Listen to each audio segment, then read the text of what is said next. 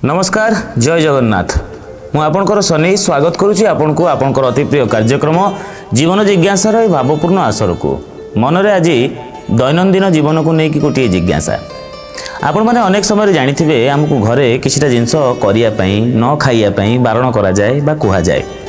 से संपर्क में आज जानापी जिज्ञासाटी जाग्रत है यार सुंदर समाधान रखापी संपूर्ण तथ्य रखापी आम सहित जोड़ी होती आमर अति प्रिय ज्योतिर्विद और वास्तुविद पंडित चित्तरंजन महापात्र। नमस्कार जय जगन्नाथ। नमस्कार जय जगन्नाथ। दैनंदिन जीवन में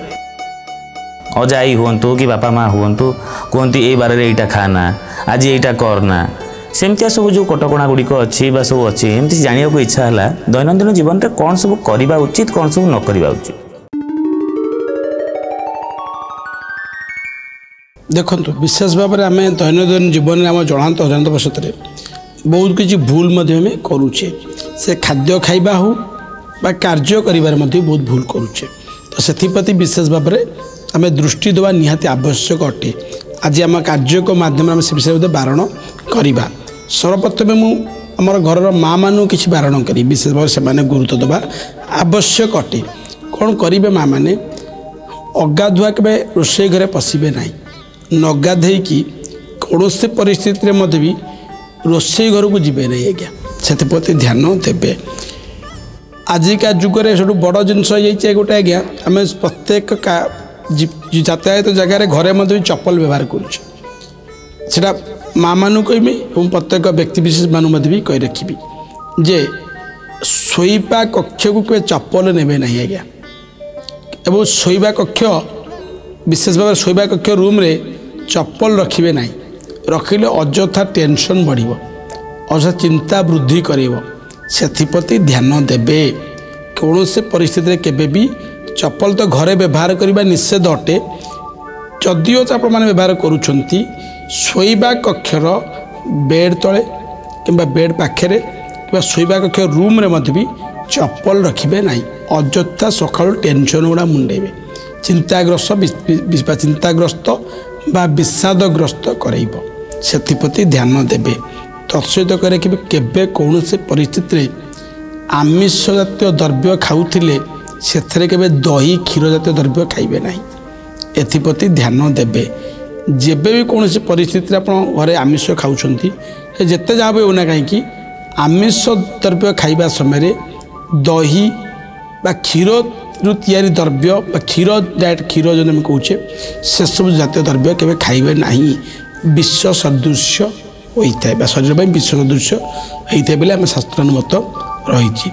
तत्सहित केबे भी अगाधुआ रोषे घरे पशिबे मुझे कही रखी सेमती केबे भी कौन से परिस्थिति सकाळु स्नान करना गाधे ना ठाकुर घरे पशि ओलिया ओली करेंगे ना केबे भी ठाकुर घरे प्रवेश करेंगे ना कले यह आपण क्षतिग्रस्त कराई थाए। विशेष करी मु माँ मानू के कहबी एटी गोटे जिनस देवी उदाहरण देवी मत भी कही रखी सब बेले सूर्य उदय पूर्वर यदि स्वामी घरे शोइछंती सर्वप्रथमे घरर माँ माने उठिबा निहाती आवश्यक अटे। आउ सूर्य उदय हो किरण पड़गला मुख्य द्वार खोलाइनी से घर सबुबले समस्या सृष्टि करेंगे कौन ना सबुबले से घर लोक रहिले भी जोटा कि जन लोक शून्य करदेव एवं सब गोटे आकस्मिक असुविधा सृष्टि करे से घर भितर मैंने घर बंद हो रहा तो मुझे लगे घरटा सब बंद हो रही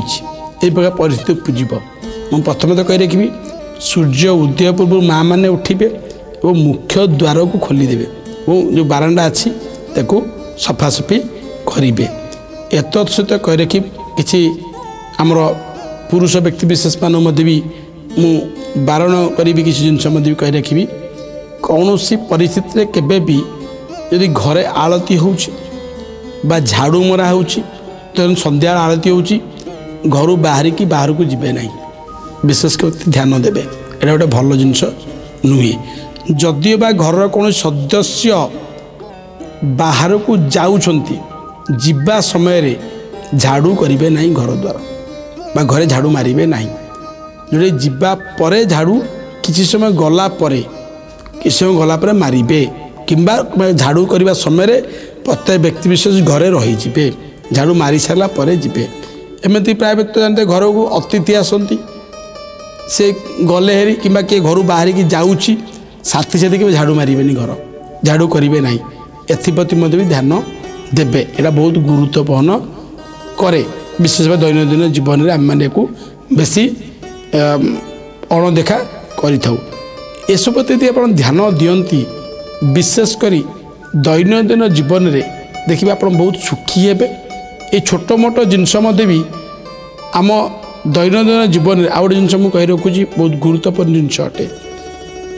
केबे भी कौन सी परिस्थिति दुकान रू बाहर घर को सिंदूर किणिक आनी रात्र समय यहाँ सब बड़ जिनस आउ घर लौह जातीय द्रव्य जिनस लुहा जिनस अच्छी जिते